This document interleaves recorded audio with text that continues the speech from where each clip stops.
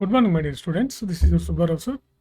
So మనకి society పార్ట్లో group వన్లో ఎలాంటి క్వశ్చన్స్ వస్తాయో మనం చూద్దాం ఇప్పుడు.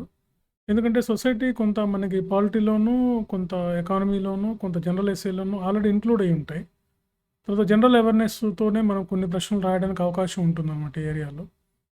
సో ఈ సివిల్ సర్వీసెస్ మెయిన్స్లో ఉన్నటువంటి పేపర్ 2లో ఉన్నటువంటిది అదే సిలబస్ సేమ్ మనకి గ్రూప్ వన్లో కూడా ఉంది కాబట్టి ఈ సొసైటీ సెక్షన్ నుంచి కూడా మనకు 5 ప్రశ్నలు వస్తాయి. 50 మార్క్స్కి ఉంది కాబట్టి ఇవి కూడా మనం చాలా ఈజీగా రాయొచ్చు అవగాహనతోటి.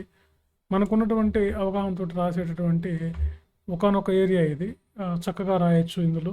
సో అందరికీ తెలిసినవే ఉంటాయి. కాస్త కొంచెం మనం ఆలోచించి రాసే విధంగా ఉంటాయి ఈ ఏరియాలో. ఎందుకంటే కొంచెం దీంట్లో ట్విస్ట్ చేయడానికి కూడా అవకాశం ఉంటుంది. బట్ ఎలాంటి ప్రశ్నలు వస్తాయి చూద్దాం మనం ఇప్పుడు. సో చూడండి, సొసైటీలో భారత సామాజిక వ్యవస్థ భిన్నత్వంలో ఏకత్వం అని ఎట్లు చెప్పగలవు? So unity in diversity. Okay. So భారత సామాజిక వ్యవస్థ భిన్నత్వంలో ఏకత్వం. ఎందుకంటే భారతదేశంలో అనేక మతాలు, కులాలు, జాతులు. అందుకే విఎస్ స్మిత్ లాంటి చరిత్రకారులు ఏమంటారంటే వివిధ జాతుల ప్రదర్శనశాల. So the mixture of the museum, various races of museum అని చెప్పి విఎస్ స్మిత్ అంటూ జరిగింది. సో వివిధ మతాలు, వివిధ కులాలు, వివిధ తెగలు, వివిధ సంస్కృతులు అన్నీ కూడా కలిసి ఉంటాయి. ఇప్పటికీ ఉన్నాయి మన దేశంలో. అందుకే భిన్నత్వంలో ఏకత్వం అని చెప్పి మనం చెప్పగలుగుతాం.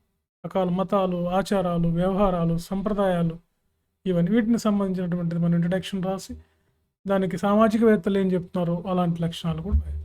రెండవ క్వశ్చన్ చూడండి మనకి. సెకండ్ వన్ భారత సామాజిక లక్షణాలను గురించి క్లుప్తంగా రాయండి. సమాజం యొక్క లక్షణాలు ఏంటి? ఆల్మోస్ట్ సామాజిక వ్యవస్థ భిన్నత్వం ఏకత్వం లాంటిదే ఈ క్వశ్చన్ కూడా. కానీ మన సమాజానికి కొన్ని లక్షణాలు ఉన్నాయి. ఆ లక్షణాలు ఏంటో మనం ఒక 10 లక్షణాలు, మన సమాజంలో ఉండే ప్రధానమైన లక్షణాలు ఏంటి?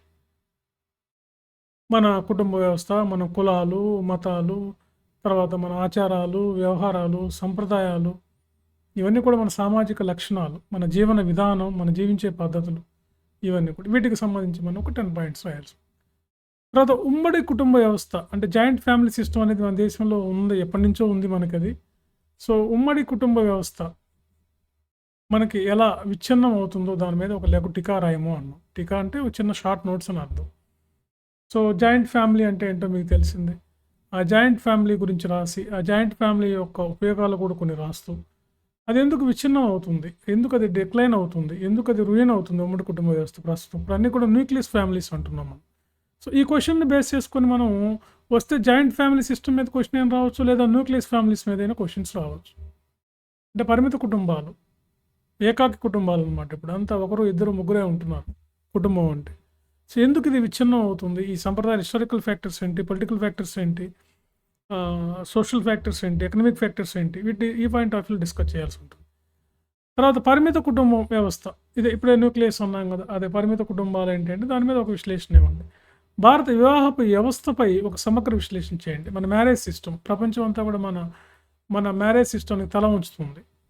అంటే ఇండియన్ మ్యారేజ్ సిస్టమ్ అనేది strongest and perfect marriage system. ప్రపంచ దేశాల్లో పెళ్ళి చేసుకొని వెంటనే వాళ్ళు డివోర్స్ తీసుకుంటూ ఉంటారు. తర్వాత ఒకళ్ళ మీద ఒకళ్ళకి ఒక నమ్మకం కానీ, ఒక పద్ధతి కానీ, ఒక అది లేదనమాట అక్కడ ప్రపంచ దేశాలలో, ముఖ్యంగా పాశ్చాత్య దేశాల్లో. మన దేశంలో ఇంకా ఈ వివాహపు వ్యవస్థ, ఈ మ్యారేజ్ సిస్టమ్ మీద ఇంకా నమ్మకం ఉంది, ఇంకా దీని మీద ఉంది. ఎలాంటి రక్త సంబంధం లేకుండా భార్యాభర్తలు అవ్వగానే వాళ్ళకి ఉండేటువంటి అటాచ్మెంట్ కానీ, ఇవన్నీ కూడా మన వివాహ వ్యవస్థకు ప్రపంచ దేశాలు సెల్యూట్ చేస్తున్నాయి అన్నమాట.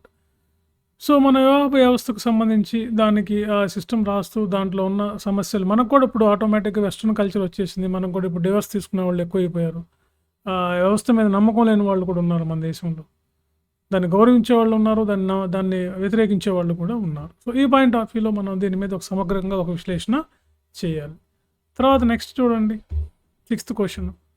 కులం యొక్క ప్రభావం. దీన్ని ఎక్స్పెక్ట్ చేయొచ్చు, మనం జనరల్ ఎస్ఏ అయినా రావచ్చు అనమాట. వీటిలో ఏదైనా సరే జనరల్ ఎస్ఏ కూడా రావచ్చు. కులం ఏ విధంగా, కులం అంటే ఏంటి? ఒక ప్రాంతంలో ఒకే నాగరికత కలిగి, ఒకే ఆచారాలు వ్యవహారాలు కలిగి, ఒక తెగగా, ఒక సమూహంగా, ఒక ఆచారం కలిగినటువంటి వాళ్ళని కులం అని అంటారని చెప్పి సామాజికవేత్తలు చెప్తున్నారు. సో కులం యొక్క ప్రభావం ఏ విధంగా ఉంటుంది సమాజం మీద? కులం యొక్క ప్రభావం సమాజాన్ని ఏ విధంగా ప్రభావితం చేస్తుందనే దాని మీద దీని మీద రాయాల్సి ఉంటుంది. బహుళ సంస్కృతి అంటే ఏంటి? నెక్స్ట్ క్వశ్చన్ చూడండి. బహుళ సంస్కృతి అంటే ఏంటి? సమాజంపై దాని ప్రభావం ఏంటిది? అంటే ఈ కాస్మోపాలిటన్ కల్చర్ అనమాట. అంటే ఈ మల్టీ కల్చర్ సిస్టమ్.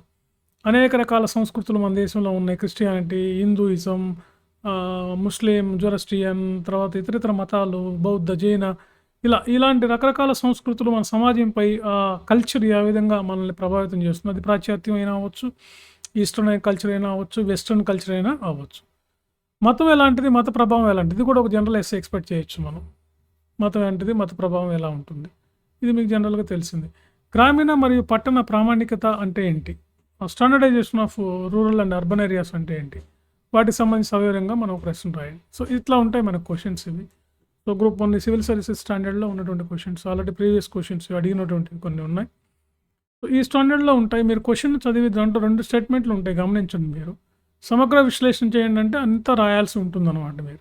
సో ఈ విధంగా కానీ మీరు రాస్తే మీకు గ్రూప్ 1లో మంచి మార్క్స్ వస్తాయి. మీరు అదేవిధంగా గ్రూప్ 1కి సెలెక్ట్ అవ్వడానికి అవకాశం ఉంటుంది ఫ్రెండ్స్. సో మీకు ఇంకా సబ్స్క్రైబ్ చేసుకోండి, షేర్ చేయండి, టెస్ట్ సిరీస్ రాయండి. అన్నిటికి మించి మీరు ఏం చేస్తారంటే, ఇప్పుడైనా మించిపోయింది ఏం లేదు, ఆఫర్ ఉంది మాకు. రేపటి వరకు మా దగ్గర టెస్ట్ సిరీస్ రాస్తే మీకు 15,000 కంటే 2,500 ఈచ్ పేపర్ చొప్పున మీకు ఇవ్వగలుగుతాం. రేపు ఒక్కరోజే ఉంటుంది, లాస్ట్ డే రేపు 15th ఆగస్ట్. సో యాజ్ యూజువల్గా మీరు ఇది ఉపయోగించుకోండి. సో ఆల్ పేపర్స్ రాయాలన్నమాట. ఇండివిజువల్ పేపర్కి 25 కాదు, ఆల్ పేపర్స్ రాస్తే మీకు 15,000కి వస్తాయి. ఇలా మీకు సమగ్రంగా విశ్లేషణ చేయటం, మీకు చక్కగా అన్నీ ఎక్స్ప్లెయిన్ చేయటం, ఎలా రాయాలి, ఏం రాయకూడదు, ఇవన్నీ మీకు పక్కన పెట్టుకుని ఫీడ్బ్యాక్ ఇవ్వడం జరుగుతుంది. సో మీరు బయట అశోక్ నగర్లో మీరు గమనిస్తే ఉంటున్నారు, ఎక్కడా కూడా మీకు ఇంత పర్ఫెక్ట్గా అనేది ఉండదన్నమాట. నాలాగా ఇలా చేయటం అనేది మీకు ఉండదు. మీరు అబ్జర్వ్ చేసుకోండి. చాలామంది చాలా ఇన్స్టిట్యూట్లు తిరిగి అక్కడ ఫీజు కట్టాము, అక్కడ ఇలా ఉంది, ఇక్కడ ఎలా ఉందని చెప్తూ ఉన్నారు. సో దానికన్నా మీరు కొత్త వాళ్ళు, మీరు ఒకటి మీకు కరెక్ట్గా ఉండేది ఎంచుకొని దానికి వచ్చి మీరు ఏం రాస్తున్నారు అనేది మీకు 1-2 డేస్లో తెలియాలి. మీరు ఈ రోజు రాసిన టెస్ట్ని ఈ రోజు లేదా రేపటిలోపు మీకు తెలియాలి ఏం రాస్తున్నారు. అప్పుడే మీలో కాన్ఫిడెన్స్ లెవెల్స్ పెరిగి మీరు ఇంకా బెటర్ ఆన్సర్ ఇవ్వగలుగుతారనమాట. అంతేగాని 15 రోజులకో 20 రోజులకో మీ పాటికి మీరే కరెక్షన్ చేసుకోవడం ఉంటే మీకు ఎలా తెలుస్తుంది? దానివల్ల టైం వేస్ట్ తప్ప. పోతే పోయిన పైసలు మీరు వదిలేసేసి మీరు మిగతా మీకు ఎక్కడ బాగుంటే అక్కడ రాసేసుకోండి. ఇప్పుడు 15,000 20,000 కోసం మనం మళ్ళీ ఇప్పుడు ఇవన్నీ డిస్టర్బెన్స్ పెట్టుకోకూడదు. ఎగ్జామ్ టైంలో మీకు డిస్టర్బెన్స్ ఉండకూడదు. చాలా కూల్ మైండ్తో ఉండాలి మీరు. అందుకని మీరు కరెక్ట్గా గ్రూప్ 1 కావాలనుకుంటే మీకు ఎక్కడ మీకు న్యాయం జరుగుతుందో చూసుకొని అక్కడికి వెళ్ళి చక్కగా రాసి అందరూ గ్రూప్ 1 ఆఫీసర్లు అవ్వండి, చక్కగా చదవండి. Okay, all the best. Thank you very much.